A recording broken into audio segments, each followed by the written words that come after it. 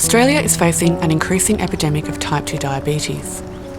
There are now approximately 1 million people living with diabetes and around 100,000 new diagnoses each year. Obesity is thought to be the primary cause of type 2 diabetes in people who are genetically predisposed. In part 1, we explained how inflammation in type 2 diabetes destroys the pancreas tissue and dramatically decreases insulin production. Here we describe the insulin receptor in type 2 diabetes.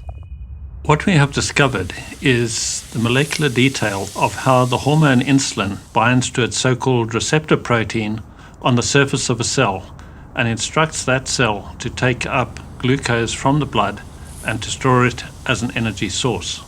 The receptor itself actually spans the cell membrane, so it has a part outside, a part inside, and insulin binds to the part that is outside.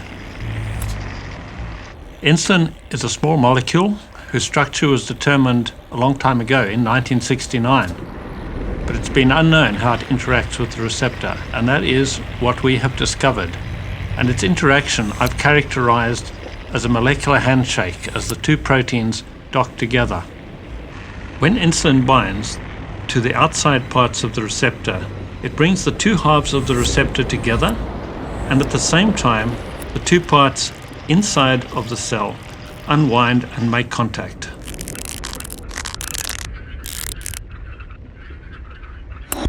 These two proteins then activate each other.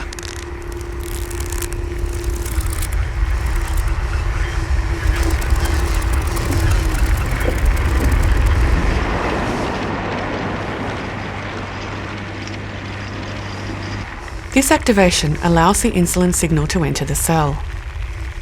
Specialised proteins interact with the activated receptor just below the cell's surface. The receptor activates these proteins, and they in turn are able to activate multiple other proteins in a long signal cascade. This complex signalling process eventually tells the cell to take up glucose for use as an energy source. The long signal cascade allows tight control of the signalling process, as it can be turned on or off at many different points along the way. In type 2 diabetes, we believe insulin binds to its receptor normally, but the signal is not sent into the cell and the signal cascade does not develop. This is known as insulin resistance. This means that glucose cannot enter the cell and blood glucose remains high. Over time, high glucose levels damage many different organs. Insulin, as you know, has been used to treat diabetes for a very long time. But all of those formulations and types of insulin that have been used in the diabetes context have been designed and formulated without any knowledge of the way in which insulin actually interacts with the receptor.